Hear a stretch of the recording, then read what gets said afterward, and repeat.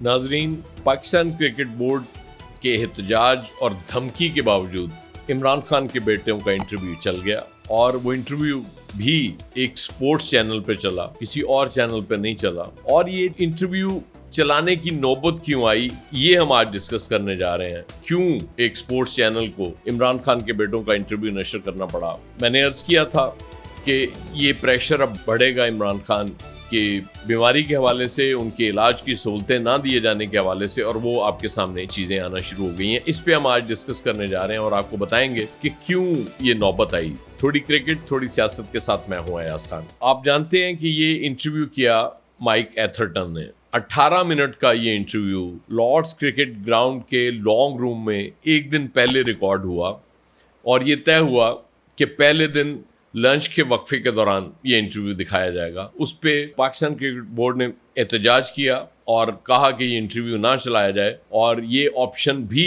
हमारे ज़ेर गौर रहेगा कि लंच के बाद फिर हमारी टीम ग्राउंड में ना उतरे। चलें, वो ग्राउंड में उतर गई। माइक एथरटन ने खुद इसकी वजाहत की है कि क्यों ये सब हुआ। आप जानते हैं माइक एथरटन उन 21 कप्तानों में, साबिक कप्तानों में क्रिकेट के शामिल हैं जिन्होंने उस खत पे दस्तखत किए थे जो प्राइम मिनिस्टर को भिजवाया गया, जिसमें उनसे कहा गया कि आप ये यकीनी बनाएं कि इमरान खान की सेहत के हवाले से जो सहूलियात हैं उनका इलाज प्रॉपर कराया जाए। और माइकल एथरटन मेरे वैसे वो फेवरेट कमेंटेटर हैं क्योंकि बहुत नॉलेज है उनका क्रिकेट का। उन्होंने ये कहा कि ये ह्यूमैनिटेरियन ग्राउंड्स पे हमने किया है क्योंकि जाहिर है 3 साल से ज़्यादा हमारा एक ऐसा पाकिस्तान का ग्रेट क्रिकेटर जिसके खिलाफ हम खेले हुए हैं और उसको 3 साल से ज़्यादा अब कैद में हो गए हैं और उसको इलाज की सहूलतें मैसर नहीं आ रही। इसलिए ये ज़रूरी है, हमने आवाज़ उठाई और जाहिर है उसी में इमरान के बेटों ने भी जो बातें की कि वो अब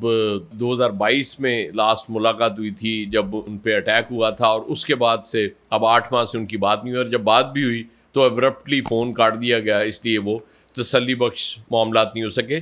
मैंने अर्ज़ किया था कि ये अब प्रेशर बढ़ेगा। उसकी वजह ये कि जब सुप्रीम कोर्ट का एक फ़ैसला आ गया और उसके बाद गवर्नमेंट ने जब उनको सुप्रीम कोर्ट के हुक्म के मुताबिक शिफा हॉस्पिटल नहीं लेके गई, उनको पेम्स लेके गई, तो ज़ाहिर है ये कंट्रोवर्सी क्रिएट हो गई।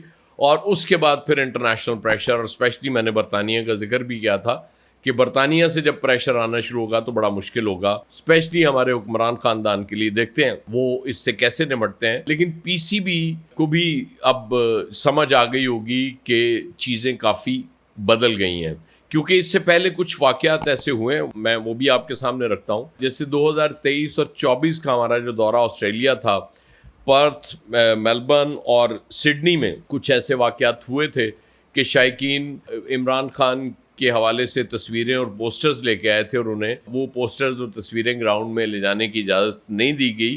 फिर एक बहुत बड़ा इशू बना था 2024 के ऑस्ट्रेलिया का जो लोकल उनका टूर्नामेंट होता है शेफील्ड शील्ड, उसके फाइनल में जब एक फ़ैन फ्री इमरान खान की टी शर्ट पहन के ग्राउंड में आ गया था और उससे कहा गया था कि या तो जैकेट के नीचे इसको छुपा लो या इसको उतार दो, तो वो बड़ा इंटरनेशनल तवज्जो उसने हासिल की थी।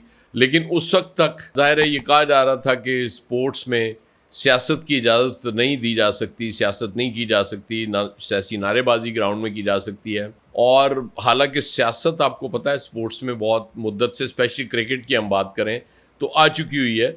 जब इंडियन क्रिकेट टीम के कप्तान ने हमारी क्रिकेट टीम के कप्तान से हाथ में लाने से इनकार किया था तो वो भी सियासत थी, उसको कोई और नाम नहीं दिया जा सकता। तो ये इंटरनेशनल प्रेशर अब कम होने का नाम नहीं लेगा, ये बढ़ता जाएगा। अब देखना ये है कि इसको रेजिस्ट कैसे करती है पाकिस्तानी गवर्नमेंट। उसके बाद अगर हम मुकामी सतह पे आ जाएं, लोकल पॉलिटिक्स की तरफ आ जाएं, तो वहाँ भी चीज़ें बड़ी इंटरेस्टिंग होने जा रही हैं।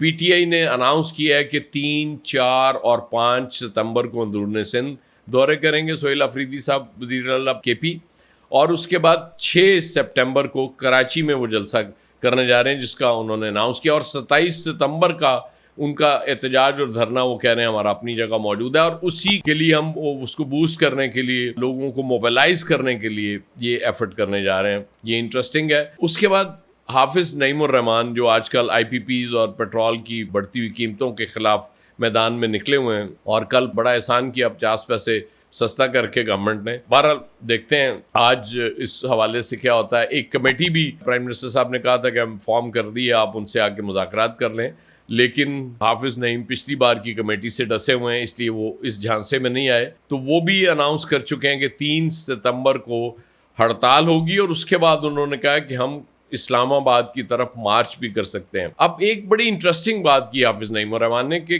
हमने अगर केपी के नौजवान को कॉल दे दी और वो इस्लामाबाद आ गया तो आपके लिए संभालना मुश्किल हो जाएगा। अब वो बैटल ग्राउंड मुझे केपी नज़र आ रही है। ज़ाहिर है पीटीआई का भी सारा जोर वहीं पे है कि वहाँ से वो लेके आना लोगों को। हाफिज नईम रहमान भी केपी की बात कर रहे हैं। अब मौलाना फजलुर रहमान इस वक्त जॉइंट ऑपोजिशन के एंड पे काम कर रहे हैं। अब ये देखना है कि वो भी अगर मैदान में उतरते हैं एहतजाज के लिए तो वो कब कॉल देते हैं। उनकी जो तकरीरें हैं, जो गुफ्तगू है, उसमें नरमी के आसार नज़र नहीं आ रहे। वो उसी तरह से सख्त उनकी तकरीरें चल रही हैं। तो ये हम सियासी तौर पे और एहतजाजी सियासत के हवाले से एक बड़े इंटरेस्टिंग मोड में दाखिल होने जा रहे हैं। इंटरनेशनल प्रेशर का मैंने आपको से जिक्र कर दिया, पहले भी करता रहा हूँ और अब मैं नेशनल लेवल पे भी कर रहा हूँ। अब सुप्रीम कोर्ट ने हेयरिंग ज़ाहिर है 16 सितंबर को रखी है। उस पर पीटीआई कह रही है कि हम दरख्वास्त करेंगे कि इसको अर्ली हेयरिंग की जाए, क्योंकि उन्हें तशवीश है अपने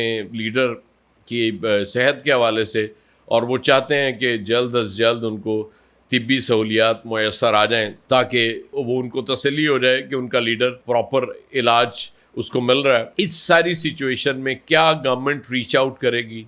पीटीआई से बात करेगी, जमात इस्लामी से बात करेगी, मौलाना फजलुर रहमान से बात करेगी, और क्या वो सुप्रीम कोर्ट की हेयरिंग का इंतज़ार किए बगैर अज खुद कोई ऐसा इकदाम करेगी कि इमरान खान साहब को उनकी मर्ज़ी के हॉस्पिटल जो उन्होंने कहा हुआ है शिफा हॉस्पिटल लाए और उनका प्रॉपर चेकअप कराए, मेडिकल बोर्ड बनाए, और जैसा कि सुप्रीम कोर्ट ने हुक्म दिया था उनकी बहन डॉक्टर उज़मा खान और डॉक्टर फैसल सुल्तान जो ज़ाहिर है जिन पे वो सबसे ज़्यादा एतमाद करते हैं इमरान खान, उनकी मौजूदगी में निगरानी में इलाज कराए और प्रॉपर उनके टेस्ट कराए, जो कि हम समझते हैं इस बात को कि पेम्स में तो ज़ाहिर है एंजियोग्राफी की मशीन ही ठीक नहीं थी और उसके बाद जो एक अफसोसनाक वाक़या हुआ है, दर्दनाक वाक़या हुआ है, ज़ाहिर है उसने तो पूरी कौम को हिला के रख दिया। और उस पर कमेटी तो बनी हुई है, लेकिन हमारे यहाँ कमेटियाँ नॉर्मली उनके नताइज कभी खातिर खानी आते और किसी को अगर वक्ती तौर पे सज़ा मिल भी जाए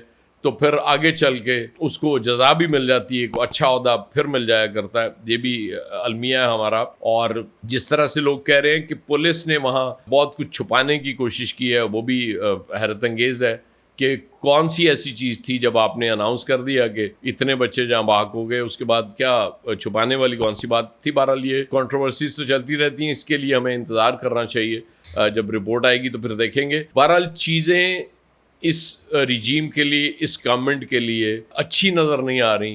एहतजाज बढ़ता हुआ नज़र आ रहा है और नताइज इसके क्या होंगे ये तो अभी नहीं कहा जा सकता, लेकिन इस प्रेशर से निकलना सबसे बड़ा इम्तहान होगा इस हुकूमत का।